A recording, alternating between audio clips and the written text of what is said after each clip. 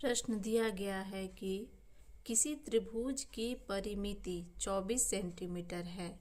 यदि भुजाओं की लंबाई समांतर श्रेणी में हो एवं बड़ी भुजा सबसे छोटी भुजा से 6 सेंटीमीटर अधिक हो तो त्रिभुज के प्रत्येक भुजा की लंबाई ज्ञात करें। तो सबसे पहले देखिए यहाँ पे क्या दिया हुआ है। दिया हुआ है कि त्रिभुज की परिमिति कितना है, 24 सेंटीमीटर। पहले हम यहाँ पे एक छोटी सी त्रिभुज बना लेते हैं ताकि समझने में ज़्यादा आसानी हो। त्रिभुज की बना लिए, इसमें हम नाम दे देते हैं ABC। दिया कि त्रिभुज की परिमिति 24 सेंटीमीटर है और यहाँ पे आप देखिएगा तो लिखा है कि भुजाओं की लंबाई समांतर श्रेणी में है। तो भुजाओं की लंबाई तो हमें ज्ञात नहीं है, इसीलिए हम भुजाओं को समांतर श्रेणी के क्रम में मान लेते हैं। छोटी भुजाओं को हम लोग A1, A2 और A3 मान लेते हैं। A1 A के बराबर होता है, A2 का मान होता है A प्लस D और A3 बराबर होता है A प्लस 2D।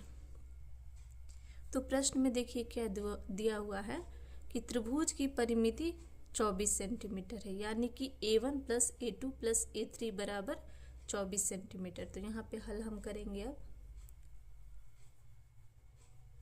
प्रश्न से। क्या दिया हुआ है, त्रिभुज की परिमिति 24 सेंटीमीटर, यानी कि इनकी परिमिति होती है तीनों भुजाओं का योग।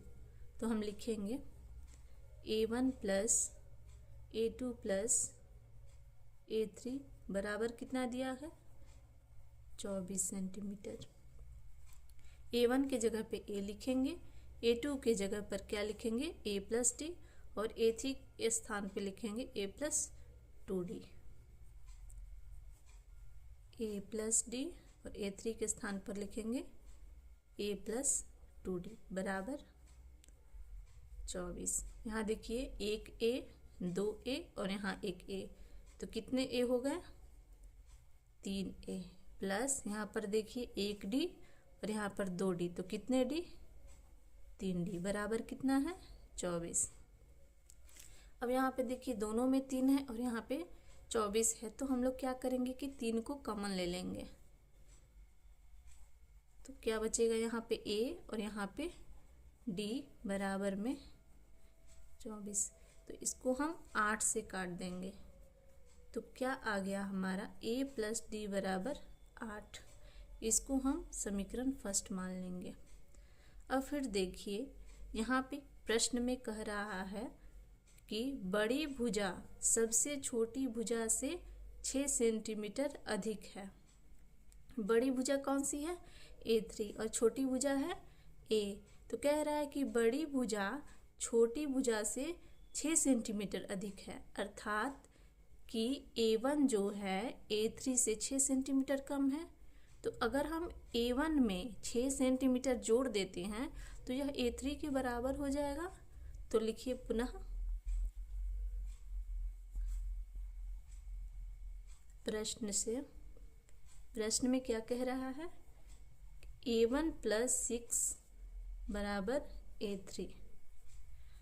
A1 के जगह पर हम A लिखेंगे और A3 के जगह पर हम फिर से क्या लिखेंगे, A प्लस 2D।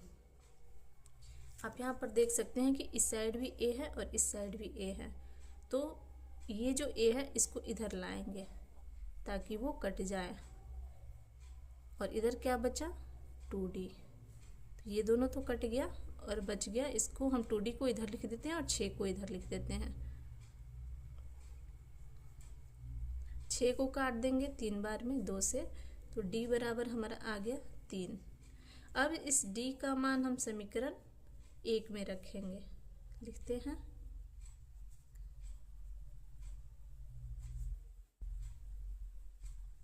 समीकरण 1 में रखने पर क्या आ जाएगा, A प्लस D के जगह पे हम लोग लिखेंगे 3 बराबर 8। तो A यहाँ पे 3 प्लस में है तो बराबर के उस तरफ जाएगा तो ये माइनस में हो जाएगा, तो हम लिखेंगे a बराबर 8 माइनस 3, घट के क्या आ जाएगा 5। आ गया हमारा a बराबर 5।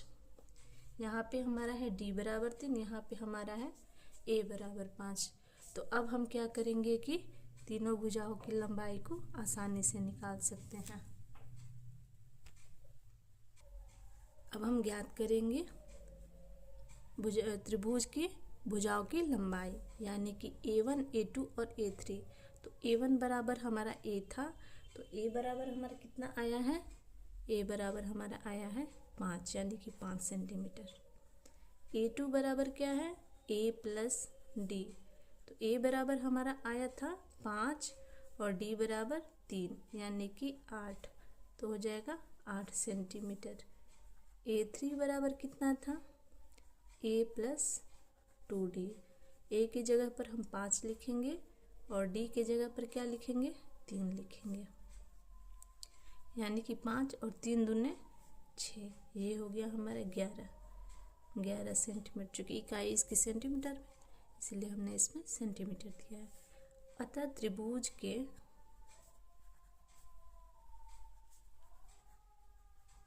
तीनों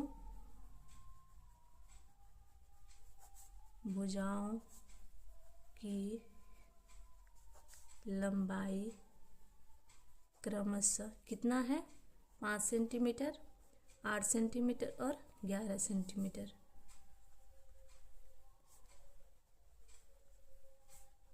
11 सेंटीमीटर